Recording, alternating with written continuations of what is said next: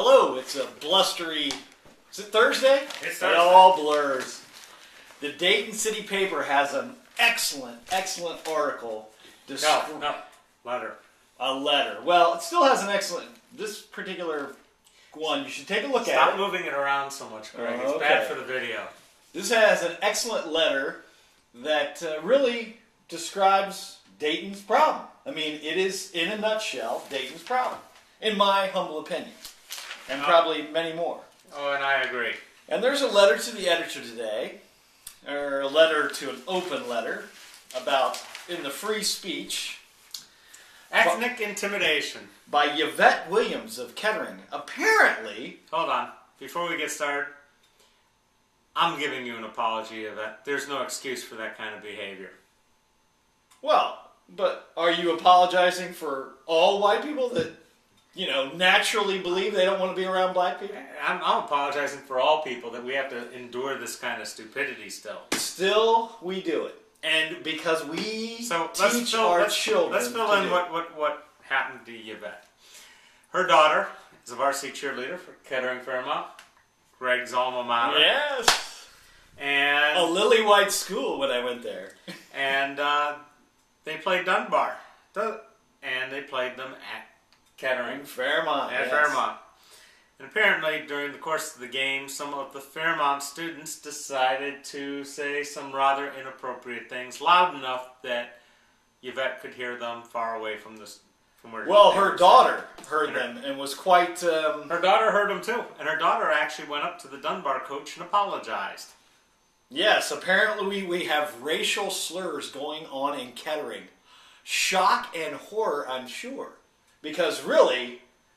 Kettering's that progressive community that has. Oakwood has a lot of progression too. Oh yeah. Walk into Oakwood and you will not see a dark face on any of the graduating class. But, it was all about the flood, the reason they moved up there. Oh. It wasn't about to get away from the other, basically Appalachians like myself and African Americans. That's what it was done for.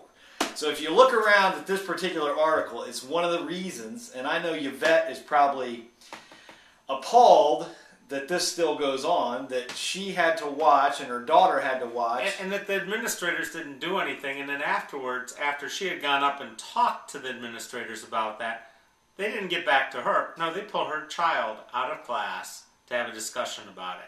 Well, that's what they did to me, too. They never called my parents. They yanked me out a few times, too, to have a discussion, which led to my whatever. But the school administration, they're probably going to try to gloss this over, it appears. I mean, I know some of these people in here, and they want to keep their jobs, and they want to stay in line. But this is one, if you read this article, this is what I consider the problem with this letter to the editor. Yes. And the problem is... Beautifully written. And the problem is... We don't like black people. Well, white people just don't like black people. They don't want to live with them. They don't want to associate with them. And you would hear that black people would say the same thing. Would you not? Is that not what we hear? Is that not what we're taught by separating from the other? That's not what I hear. But Really? that's what I see. Well, we hold these truths to be self-evident. When I look around this city, I see a lot of problems with classism, racism. Well, racism devolved into classism. If you look at the suburbs people say, if you weren't smart enough to move out of there a long time ago, you get what you deserve. And that's the feeling I get. The reality is, the federal judges who came up with the idea of busing, all they did was expedite economic segregation, which is our root problem. Yeah, they didn't. That was a bad way to go. Of course, we did shoot the busing director dead on the courthouse steps. It's very interesting. If you lived here long enough, most people don't even understand the racism went on.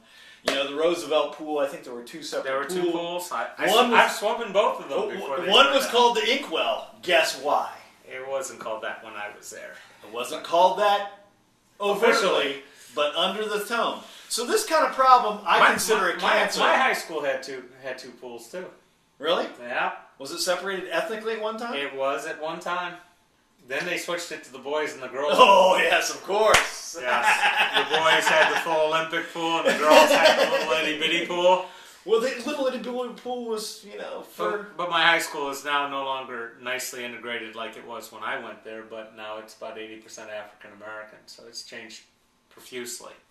So it's been my contention. You can put lipstick on a pig, but racism is probably one of the biggest cancers we have. And if you don't cure that particular thing, now I'm sure the white community would say cut the cancer out. That's typically what they would say. So how do you propose that we fix this, Greg? Huh? How do you propose we fix this? Well, we have to come together and have we have to say we made mistakes, and let me tell you, African Americans made mistakes too. They had chances. But the Great Society was not the way to do things. Okay, but wait a second. We have the Peace Bridge March, and we have the race relations this and the race relations that. Lipstick on a pig. We don't discuss this kind of stuff. So behavior. What should we do about behavior like this? Well, Public whippings? bring it out into the light of day and talk about Public whippings?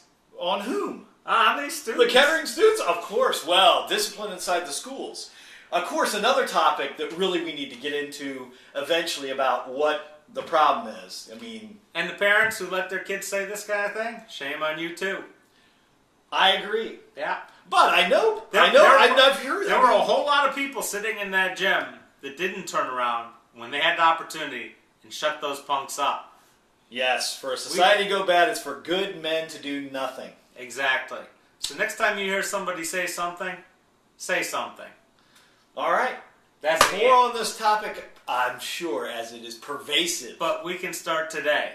You hear somebody say something that's morally wrong and inappropriate, stop that person and say, wait a second. Enough's enough. No spines anywhere. Except for here. And thank you, Miss Williams, for writing the piece. Yes. And I hope the administrators understand this is not little stuff. This is big stuff. Thank you. Uh-huh. See you tomorrow. Unbelievable.